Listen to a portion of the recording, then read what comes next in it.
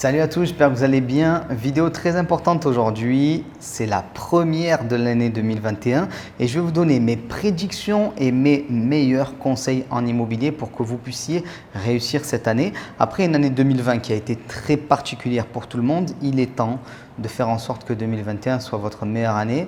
Donc on va voir beaucoup de choses dans cette vidéo. Prenez le temps de vous poser, elle est très dense. Mais avant de commencer, je viens de réouvrir les portes de mon programme Jiri 3, devenir investisseur et rentier immobilier. C'est réouvert seulement pour quelques jours à l'occasion de la nouvelle année. Donc je vous laisse regarder en description. Vous allez pouvoir accéder à 4 épisodes de formation qui sont gratuits.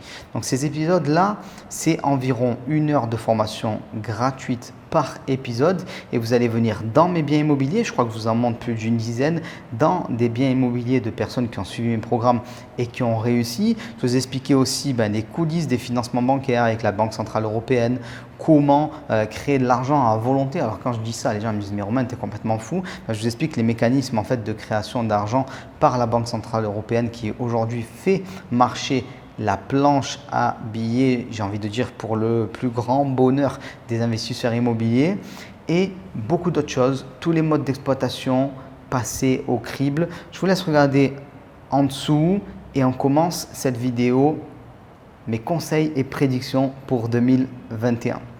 Donc grosse vidéo, on va aborder 4 thèmes dans cette vidéo. Premier thème, les financements bancaires en 2021.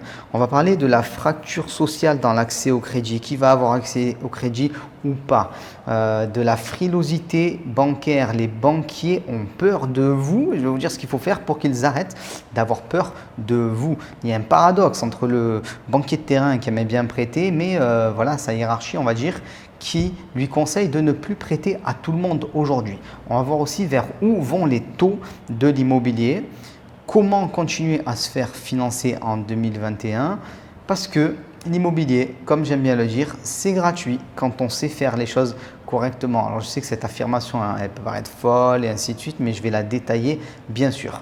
Deuxième point, les prix de l'immobilier en 2021. Est-ce que ça va baisser comme beaucoup le disent? Est-ce que ça va rester plutôt neutre ou monter? L'objectif, c'est de vous permettre de vous faire vos meilleures affaires en 2021. Voilà. Et on va se poser aussi une question. Est-ce que le prix de l'immobilier, finalement, c'est si important que ça quand on a une optique d'investissement long terme? Donc, on va voir l'évolution du prix de l'immobilier en 2021 et pas mal de méthodes. Troisième point, les modes d'exploitation. Ceux qui vont monter, ceux qui vont baisser en 2021. Il y a beaucoup de choses fausses qui sont dites, notamment sur la colocation. La colocation, l'Eldorado actuel, on va en reparler. La location de courte durée, quelque chose qui ne marcherait plus aujourd'hui, on va en reparler. On va parler du meublé de longue durée, de la location nue. En somme, que faire en 2021? Mais tout ce que je vais vous dire, c'est aussi valable pour 2022 et 2023. Et puis, on va finir par la fiscalité. Vous savez, 99% de la fiscalité est en hausse en France. Donc, je vais vous expliquer pourquoi vous devez fuir le LMNP. Vous allez découvrir la seule fiscalité qui baisse. Et si vous gagnez entre 18 000 et 35 000 euros par an, je vais vous expliquer pourquoi vous êtes le plus en danger avec une fiscalité qui est mal gérée. Si vous êtes entre 18 000 et 35 000 par an, c'est vous qui êtes le type de personne le plus en danger si vous gérez mal votre fiscalité. Ceux qui sont en dessous, c'est pas trop grave, j'ai envie de dire. Ceux qui sont au-dessus, souvent, ils ont les bons outils. Et ceux qui sont entre 18 et 35, c'est pas forcément super. Et avant de commencer, je le répète, personne n'est devin. Je ne suis pas devin. Il ne s'agit pas d'un exercice de divination. Il s'agit d'un exercice de prospection de possibles scénarios pour que vous puissiez travailler correctement en 2021 en ayant les bons outils dès maintenant. Alors on commence tout de suite par le financement en 2021 après une année 2020 très spéciale. Est-ce que les crédits vont toujours être aussi faciles à obtenir? Alors je vous ai parlé tout à l'heure de la fracture sociale bancaire. Ça, il faut bien le comprendre. Cette année, ce qui va se passer, c'est que les meilleurs dossiers auront plus de crédits que jamais et les moins bons dossiers en auront toujours moins. Grosso modo, les banquiers en ce moment, ils ont peur de vous. Voilà, ils ont peur de vous et de moi et de nous et de tous les acteurs économiques parce qu'ils se disent mais potentiellement, il peut perdre son boulot, il peut faire faillite parce que la situation est particulière. Donc la consigne, c'est de prêter moins aux dossiers difficiles entre guillemets. Alors ce seraient les gens qui sont soit sans épargne ou qui sont des entrepreneurs avec des sociétés qui sont très jeunes. Voilà. Alors, il faut comprendre une chose. Le dossier difficile, il est difficile que dans la perception de votre banquier. Donc c'est à nous de présenter le dossier sous son meilleur jour de manière à ce que ça puisse passer. C'est très important. Donc il y aura cette fracture sociale entre ceux qui vont être capables de présenter un bon dossier dans son ensemble avec tous les points que ça implique. Et si vous voulez vraiment connaître ce détail, je vous laisse regarder en description, puisqu'en description c'est plus de 5 heures de vidéo au final qui vous attendent. Donc vous allez vraiment avoir le détail de comment faire pour obtenir plus. Mais voilà, si vous faites partie des mauvais dossiers, ça va être assez difficile, on ne va pas se mentir en 2021. Parce qu'il y a ce paradoxe voilà, du banquier de terrain. On lui dit évite les dossiers difficiles, mais en même temps, essaye de faire les mêmes objectifs, les mêmes chiffres que l'année dernière. Donc ce qui va se passer, c'est que le banquier il va essayer de capter les meilleurs clients, il va délaisser les moins bons. Vous savez, en 2019, en immobilier, il y a eu environ 1 million de transactions dans l'année. En 2020, a priori, on est proche des 800 000, 750 000, des fois 850 000 selon les chiffres. Et en 2021, peut-être qu'on va être encore vers 750 000 ou 800 000 ou quelque chose comme ça. Ça veut dire qu'il va manquer beaucoup de ventes. Donc les meilleurs dossiers seront en position de force pour obtenir les financements auprès des banques parce qu'elles veulent continuer à faire leurs chiffres. Et les meilleurs dossiers aussi seront en position de force auprès des vendeurs pour négocier les prix. Donc vous allez pouvoir avoir des taux toujours plus bas et des prix plus bas en 2021 parce que vous serez en position de force. Très important. Il faut bien comprendre une chose, je l'ai dit déjà, l'immobilier, c'est gratuit. Alors pourquoi c'est gratuit? Quand vous empruntez 100 000 euros sur 20 ans, il faut comprendre que vous allez rembourser à la banque 115 000 euros. C'est-à-dire qu'au total, sur tout le crédit, il y a 15% d'intérêt, soit 750 euros d'intérêt par an seulement pour pouvoir acheter un bien à 100 000. Et si vous avez un bien à 100 000, imaginons que vous êtes à 7% de rentabilité, vous voyez que ça génère 7 000. Donc, 750 euros d'intérêt pour générer 7 000. Alors, ce n'est pas un cash flow, hein, c'est simplement une rentabilité brute là. Mais vous comprenez bien que l'immobilier est gratuit. Pourquoi l'immobilier est gratuit? Vous achetez aujourd'hui votre bien immobilier à 100 000 euros par exemple. Vous payez 115 000 à la banque parce qu'il y a des intérêts sur 20 ans. Mais dans 20 ans, votre bien, ce n'est pas 115 000 euros qui va valoir, c'est sûrement 200 000 euros. Il aura sûrement doublé dans 20 ans, comme ça a été le cas depuis quasiment toujours en immobilier. Et qui c'est qui aura payé ce bien? C'est le locataire. Donc vous avez acheté un bien 100 000 qui vaut 200 000, vous avez payé que 15 000 euros d'intérêt là-dessus. Et en plus de ça, de toute façon, c'est le locataire qui a tout payé de A à Z. Donc, pour 2021, la situation au niveau des financements bancaires, elle ne peut que s'améliorer, commencer à se détendre parce que le gros de la crise et le gros de la panique bancaire va commencer au fur et à mesure des mois à être digéré et on va commencer à voir des nouvelles perspectives, une sortie de crise. Les acteurs les plus faibles malheureusement auront fait faillite et les banques auront mieux réussi à repérer les profils délicats. Et vous, bien sûr, vous devez vous présenter sous votre meilleur profil. Donc, ce que vous devez faire pour bénéficier de ces taux qui vont être avantageux, mais toute l'année, et même plus que toute l'année, il n'y a pas de surprise. Là, voilà, il faut être clair, les taux vont rester bas. Là, on est à 1,5% grosso modo sur 20 ans. Ça va rester bas pendant très longtemps, a priori, au moins toute l'année. Après, le dire sur plus de temps que ça, personne ne le sait, mais sur l'année c'est obligatoire et ma conviction profonde c'est que ça va rester bas pendant très longtemps parce que sinon on aurait trop d'intérêt à payer au niveau de la dette tout simplement. Donc voilà, ça va rester très bien. Dès demain, il va commencer à y avoir plus de bonnes affaires parce que certaines dossiers vont manquer, donc il y aura un déficit de demande. S'il y a moins de demandes avec autant d'offres, certaines personnes vont devoir baisser leur prix, mais ça on va y venir dans l'évolution des prix de l'immobilier, donc il y aura plus d'opportunités. Ce que vous devez faire, c'est commencer dès maintenant les recherches et vous former si vous n'êtes pas encore formé pour être prêt au moment où ça va redécoller, et c'est le cas, attention, hein, c'est déjà en train de redécoller dans pas mal d'endroits. Quand ça commence à redécoller, notamment quand le déconfinement sera plus total, voilà, plus complet, peut-être dans 3 mois, peut-être dans 6 mois, on ne sait pas précisément, mais vous devez vous former dès maintenant pour pouvoir être prêt au moment de la sortie de crise. Voilà. Se former, signer un compromis, obtenir un financement, grosso modo, ça prend entre 6 et 12 mois. Voilà, 6 mois pour les personnes qui sont rapides et qui n'ont pas d'accro, et 12 mois pour les personnes qui ont besoin de réformer un peu leur situation. Donc c'est maintenant que vous devez commencer pour être prêt dans l'année 2021, c'est très très important. Voilà, aussi je l'ai dit, vous devez devenir le meilleur dossier. Donc pour ça, il faut combiner la meilleure gestion économique possible de votre profil. Donc commencez dès maintenant à faire attention à vos ressources pour vous présenter au mieux en banque. Trouvez dès maintenant les bons projets pour que vous puissiez présenter des bons projets en banque et que la banque soit plutôt OK sur le fait de vous financer. Et surtout, dès maintenant, commencez aussi à définir votre stratégie d'optimisation fiscale. Parce qu'on l'a déjà vu dans une vidéo que j'ai publiée, vous pouvez regarder ma dernière vidéo. Le LMNP, le LMP, c'est bien sympa, mais ça a ses grosses limites. Et si vous faites comme tout le monde, vous aurez les mêmes résultats que tout le monde, c'est-à-dire des résultats qui sont plutôt médiocre. Voilà. Donc, il faut être clair, il sera un peu plus dur d'investir en immobilier en 2021, mais les bons dossiers, ceux qui seront préparés, ceux qui seront là à fond, auront plus de financement et vont gagner plus. Donc, cette fracture sociale en immobilier, elle ne sera jamais aussi vraie, j'ai envie de dire, qu'en 2021. Donc, c'est à vous, c'est à nous, en tant qu'investisseurs, d'améliorer au mieux nos profils.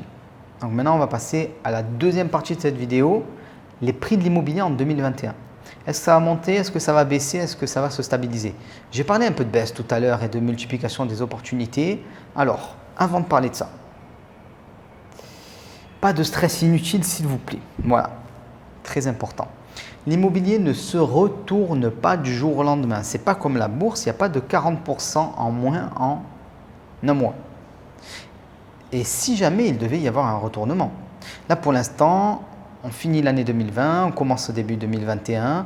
On a eu une pandémie et on ne constate pas de baisse en immobilier, sauf dans quelques secteurs. Et on parle de quelques pourcentages de baisse à peine. Donc l'immobilier, c'est toujours une valeur refuge pour les Français. Et une baisse de 10% serait un cataclysme, si ça devait arriver. Moi, j'y crois pas plus que ça, sauf dans certains endroits, et on va en parler. Autre point qui fait que vous ne devez pas stresser. Si vous avez un bien immobilier, vous avez un locataire, donc vous avez toujours des loyers pour payer le crédit. Voilà. Donc la valeur du bien immobilier, ce n'est pas vraiment ce qui est le plus important quand on n'est pas obligé de vendre. On peut toujours attendre. Très important. Donc là, je vous dis ça un peu pour déstresser les personnes qui pourraient être stressées par rapport au fait de se lancer en immobilier. Voilà. Déstressez-vous par rapport à ça. Ce n'est pas la bourse, ça n'a rien à voir. J'ai presque envie de vous dire qu'à court terme, l'évolution du prix ne nous intéresse pas. On joue surtout sur les loyers, sur le fait d'avoir des cash flows, sur l'optimisation fiscale, sur éventuellement le fait d'acheter des biens, de les diviser pour les louer plus cher, ou de les louer en location de courte durée, ou de les louer en colocation. Mais ça, on va y venir dans la partie 3. Mais voilà, en immobilier, on veut quand même investir quand ça monte, parce que voilà, investir dans un marché qui est baissier, c'est pas cool. Ça veut dire que si tu achètes demain un bien immobilier, après demain, il vaudra un petit peu moins cher. Voilà. Donc je l'ai déjà dit, le vrai problème, entre guillemets, ce seront les volumes échangés pendant l'année. C'est-à-dire que il y aura moins de biens à acheter et à vendre, et il y aura sûrement un petit peu moins de demandes que d'offres à un certain prix. Donc, ce qui fait que dans certains endroits, il va y avoir des prix qui vont baisser. Alors, quand je parle d'endroit, je ne parle pas seulement d'une localisation. Je parle aussi de la configuration du vendeur. Ça, c'est très important. Parce qu'il y a un effet loupe. Les biens qui vont se vendre, c'est très important de le comprendre, c'est les biens qui devaient être absolument vendus. Si jamais il y a une petite baisse de l'immobilier, ben, ceux qui vont vendre réellement, c'est qu'ils avaient besoin de vendre. Donc il y a un effet de loupe, on va voir par-ci par-là des baisses de prix parce que les gens qui vendent avaient besoin de vendre. Et en face, on a des acheteurs qui sont un peu frileux et qui essayent de négocier un petit peu à la baisse parce qu'ils disent que ça risque de baisser. C'est ce qu'on appelle une prophétie autoréalisatrice, c'est-à-dire que quand on pense que ça va baisser, si tout le monde se met à penser que ça va baisser, les gens vont commencer à dire « Oh, attends, j'achète un petit peu moins cher moi parce que ça va baisser » et ça finit par baisser. Donc oui, il risque d'avoir des petites baisses par-ci par-là, mais ce n'est pas sûr parce que les vendeurs vont résister, donc ceux qui ne veulent pas baisser ne vont pas vendre. Certains marchés se défendent très bien et restent haussiers. On peut parler du marché marseillais par exemple, où vraiment il y a une très forte demande, il y a une hype très importante, mais ce n'est pas le seul. Je vais vous faire une vidéo d'ailleurs sur ça, sur les marchés un petit peu qui sont intéressants. Voilà, vous allez voir. Si elle est déjà sortie, ben, on vous la mettra aussi en fiche à ce niveau-là. Et aussi, si vous avez un niveau de standing supérieur au marché, vous allez pouvoir continuer à vendre ou louer à des prix élevés. Donc moi, je pense plutôt à un ralentissement de la hausse dans les marchés qui sont dynamiques et une stabilisation dans les marchés qui étaient en faible hausse, pas de retournement brutal. Par contre, ce qui va se passer, et ça c'est très important, vous devez le prendre en compte et j'en parle dans les 4 vidéos dont je vous ai parlé et qui sont disponibles en description. Il va y avoir une multiplication de ce que j'appelle les biens immobiliers craqués, c'est-à-dire des super affaires. Pourquoi? Parce que le vendeur va être obligé de vendre pour X ou Y raison ou va vendre après des années de détention de biens immobiliers. C'est-à-dire que la personne détient son bien depuis 15 ans. Ça fait 15 ans que les prix montent. Elle est contente, son bien il est au plus haut et elle se dit mince, peut-être ça a baissé cette année ou l'année d'après, ou peut-être pendant 3 ans, ça va rester stable. C'est maintenant que je dois vendre mon bien. Ben, ces gens-là, ils vont être prêts à accepter des baisses de prix. Donc, vous devez négocier fort. Comme je l'ai dit, je ne crois pas à une baisse généralisée de l'immobilier, mais à des craquages, entre guillemets, ou des craquements, ça dépend comment on dit la chose, localisés dans des configurations bien particulières. Et c'est vous qui devez comprendre ces configurations en posant des questions à votre vendeur. Voilà. Là, je viens de vous donner mon avis sur l'évolution des prix de l'immobilier. Mais certains pensent qu'il va y avoir une explosion des prix de l'immobilier. Pourquoi? Parce que c'est une valeur refuge et parce que, notamment, la Banque Centrale Européenne a imprimé tellement d'argent que cet argent ne peut que voir sa valeur baisser. Si la valeur de l'argent baisse, les prix de l'immobilier augmentent. Voilà. Donc ça, personne ne peut le dire. C'est vrai que du point de vue macroéconomique, ça paraît logique. Trop d'impression monétaire dévalue la valeur de la monnaie et du coup fait augmenter la valeur des actifs. Donc on verra bien. Mais ce qui compte, n'oubliez pas, outre le prix, c'est de bien choisir votre zone d'investissement pour garantir sa valeur et son exploitation et bien choisir votre mode d'exploitation pour gagner le plus possible. On n'est pas des devins, même si ça devait baisser un petit peu demain. Ben, c'est pas grave, on va exploiter nos biens. Et c'est à ça que je vais en venir, les modes d'exploitation en 2021. Alors moi, mon conseil, c'est d'avoir une connaissance qui est globale et un patrimoine qui est diversifié. Donc il faut que vous appreniez un petit peu les différents modes d'exploitation qui existent. C'est pour ça que je vais vous parler un petit peu de tous les modes d'exploitation à la mode aujourd'hui. Donc est-ce que la location de courte durée est morte? Est-ce que la colocation est le nouvel Eldorado? Qu'est-ce qui ne sert plus à rien en 2021 et que vous devez arrêter? Je vous spoil un peu, bureau et commerce, mais on va y revenir un peu plus tard. On va parler aussi du retour en force de la location meublée. Et on va commencer par ça. Il faut comprendre qu'il y a eu une hausse de 100% de la mise en ligne, de la mise en service, de la mise à disposition, j'ai envie de dire, du nombre de meublés dans les grandes villes. Voilà. Pourquoi? Ben, vous avez compris, c'est parce que beaucoup de personnes ont arrêté de faire de la location de courte durée. Voilà. Donc ça, c'est une valeur sûre. C'est une valeur sûre. Beaucoup de personnes qui voulaient acheter un bien immobilier n'ont pas pu se faire financer, donc elles restent locataires et souvent elles prennent un meublé, notamment quand elles sont en transition. parce qu'elles ont vendu un premier bien immobilier, elles voulaient acheter leur prochain bien et voilà. Donc, hausse du nombre de meublés. Alors, il faut faire attention parce que s'il y a plus de meublés disponibles, il peut y avoir une offre qui est plus importante. Mais en parallèle, il y a quand même beaucoup plus de demandes actuellement parce qu'il y a beaucoup de personnes qui n'arrivent plus à acheter parce qu'elles ne préparent pas leur dossier correctement. Ce n'est pas que le système bancaire a arrêté de fonctionner. Voilà, ok, moins 20% au niveau des dossiers accordés, très bien, mais ça veut dire quand même 80% des dossiers qui passent. Donc, c'est les mauvais dossiers qui ne passent pas, les dossiers qui sont mal préparés. Autre point, la colocation. Il y a une explosion du nombre de colocations disponibles en France. Je vous le dis d'avance, c'est un marché qui va souffrir dans les années à venir. Trop de personnes ont eu peur et ont arrêté la location de courte durée et se sont dit maintenant je vais faire de la colocation. Pourquoi? Parce que c'est plus facile. Alors attention, quand je vous dis que c'est un marché qui va souffrir, il faut comprendre, un marché c'est une offre et une demande. Donc si vous avez plus d'offres avec une demande constante, les prix ont tendance à baisser ou ceux qui louent toujours aussi bien, c'est ceux qui proposent les meilleures prestations.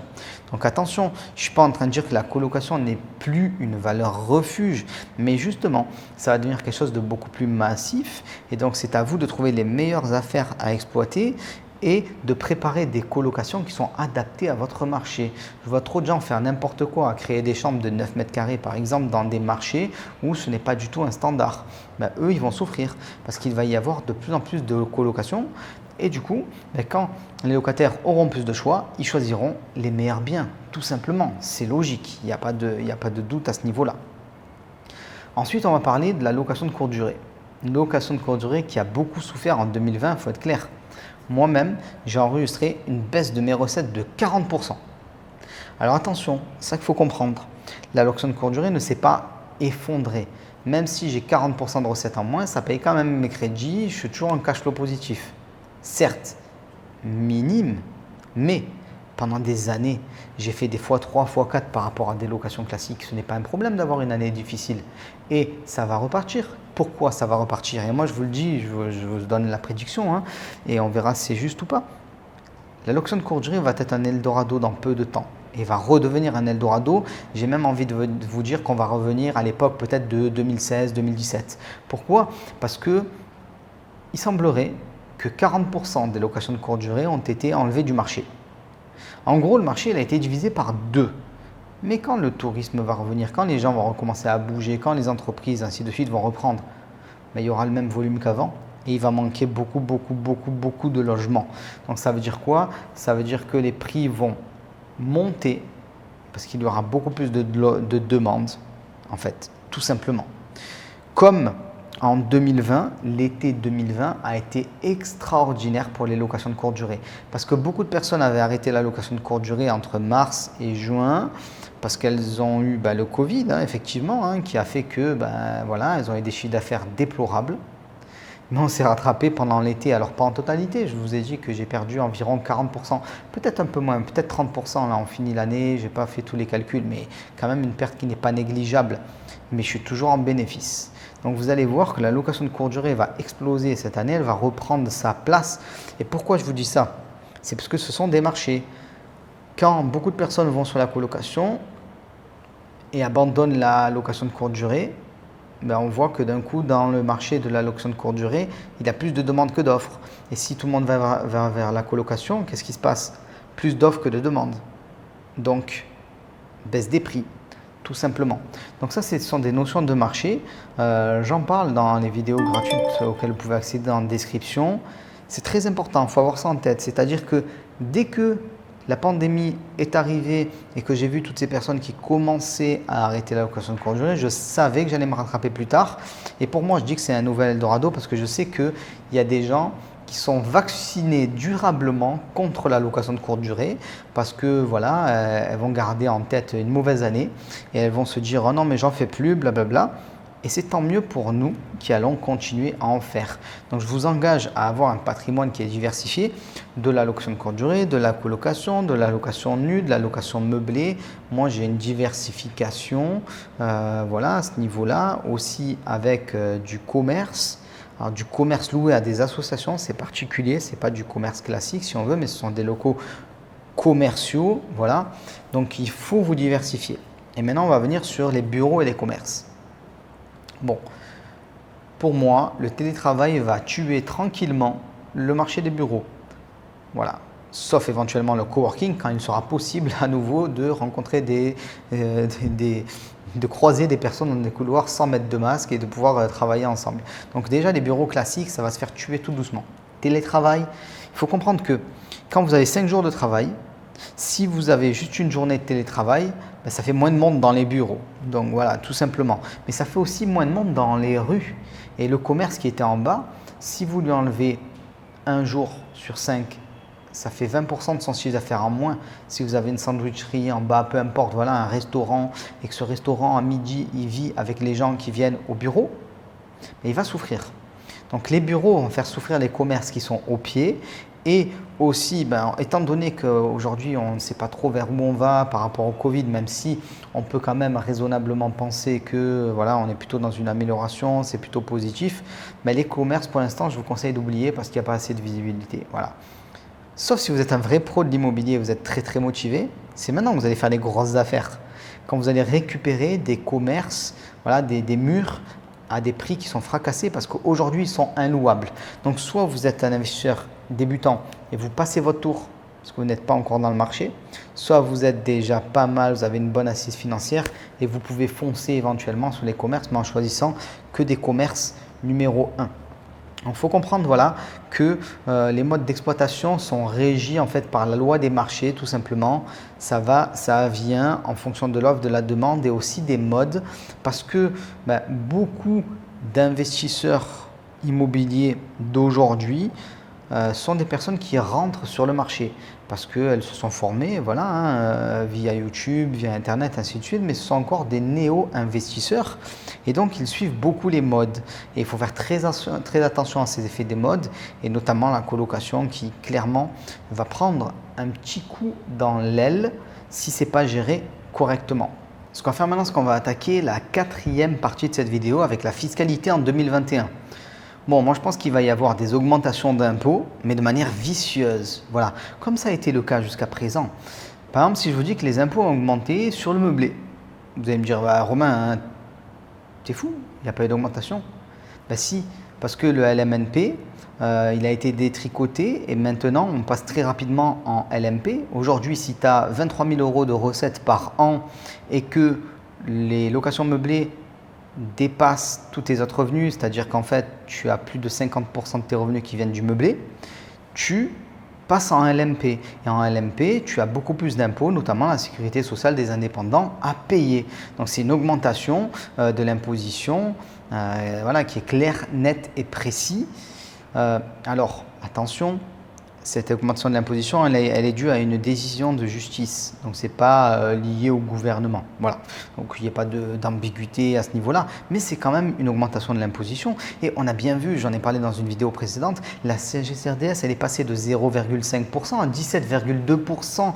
Elle a été mutuée par 34 en une vingtaine d'années, fois 34. Donc, voilà. Il faut être clair. Il y aura d'autres augmentations d'impôts. C'est obligatoire. Comment? Ça, on ne sait pas. Sauf que ce que l'on constate, c'est qu'il y a une imposition qui ne fait que baisser depuis ce quinquennat, c'est l'impôt sur les sociétés. Il est passé grosso modo de 33% à 26,5% au 1er janvier 2021. Donc il a baissé, c'est le seul impôt qui baisse. Et si jamais vous avez une société à l'IS avec un résultat inférieur à 38 000 €, c'est que 15% d'impôt. Donc le LMNP, le LMP, ce sont des statuts qui sont en train de se faire détricoter, qui vont encore bouger sûrement parce qu'il va y avoir sûrement des personnes qui vont contester certaines décisions qui ont été prises, les contester en justice et du coup ça va être compliqué. C'est-à-dire que vous faites une stratégie à 5 ans, à 10 ans avec du LMNP aujourd'hui, ça ne marche pas, c'est ridicule. Alors moi ce que je dis souvent c'est qu'il faut marcher sur 2 jambes. Une jambe en nom propre et une jambe en société, de manière à pouvoir choisir le meilleur des 2 mondes. Et c'est ce que vous devez faire. Le meilleur des deux mondes aujourd'hui, c'est l'impôt sur les sociétés. Peut-être que demain, ce sera l'impôt sur le revenu. On ne sait pas. Et c'est là où les limites de la prédiction s'arrêtent. C'est les changements politiques, ainsi de suite. Voilà. Donc c'est à nous de préparer un système qui fonctionne. Marcher sur deux jambes, impôt sur le revenu, impôt sur les sociétés, pour pouvoir vous diversifier, pour pouvoir bouger en fonction des choix gouvernementaux. Après, à titre personnel, je vous dis honnêtement, les gouvernements, ça fait très longtemps qu'ils ont compris que le particulier, il est captif. Voilà, quelqu'un qui a des revenus moyens et il ne va pas changer de pays du jour au lendemain. Je veux dire, 90% des gens ne peuvent pas forcément partir. Ils ont une vie familiale installée dans un pays et ils n'ont pas forcément envie. Donc, même si on les tabasse d'impôts, ils ne partiront pas, tout simplement. Donc, l'impôt sur les revenus, je pense malheureusement que ça ne va pas bien se passer. Donc, je vous conseille vraiment de passer à l'IS le plus possible, voire éventuellement en holding. Alors ça, j'en parle dans les épisodes que vous pouvez retrouver juste en dessous. Je vais vous donner un peu de détails par rapport à ça. L'épisode numéro 1 de Jiri 3, c'est les 8 modes d'exploitation qui sont gagnants et le profil des investisseurs qui vont avec. Vous allez découvrir aussi les 3 facteurs qui vont bouleverser l'immobilier en 2021, 2022 et vous devez les utiliser pour pouvoir avancer plus vite. On va parler aussi de la Banque Centrale Européenne, j'en ai parlé au début de cette vidéo, qui donne des crédits aujourd'hui à 0% jusqu'à une certaine date. On en parle dans les vidéos qui sont gratuites juste en dessous. C'est vraiment une prolongation de formation. Je vous laisse regarder ça. On va parler aussi du triangle bancaire, ce que vous devez mettre en place pour emprunter plus et comment se déroulent les crises immobilières et comment en profiter. Il y a une crise aujourd'hui, il se passe des choses, donc il y a un modèle en fait. La crise passe toujours par des étapes identiques, donc on sait vers où ça va et on sait précisément comment les choses vont se passer. Regardez l'épisode 1. Épisode 2, vous allez découvrir au moins 7 de mes appartements et un immeuble que j'ai acheté l'année précédente. Donc on parle de colocation, on parle de location de courte durée, on parle de location long terme. On voit mon penthouse sur le Vieux-Port de Marseille que j'ai acheté il y a peu de temps. On va voir aussi 9 locaux commerciaux pour 14 000 € de loyer. Les bureaux que vous voyez ici, vous allez en voir, vous allez les découvrir un petit peu plus. On voit aussi des parkings, rentabilité entre 10 et 25%, des rénovations avant-après. Je répondrai à toutes vos questions dans l'épisode 3 et l'épisode 4, c'est le plan concret pour vous lancer ou vous relancer en ce début d'année 2021. Donc j'espère que cette vidéo vous a plu, qu'elle vous a permis un petit peu de vous repérer, de vous structurer pour cette année à venir. Et je vous engage à regarder les 4 épisodes de Jiri qui sont à nouveau disponibles pour quelques jours. Et on se dit à très vite. Ciao tout le monde!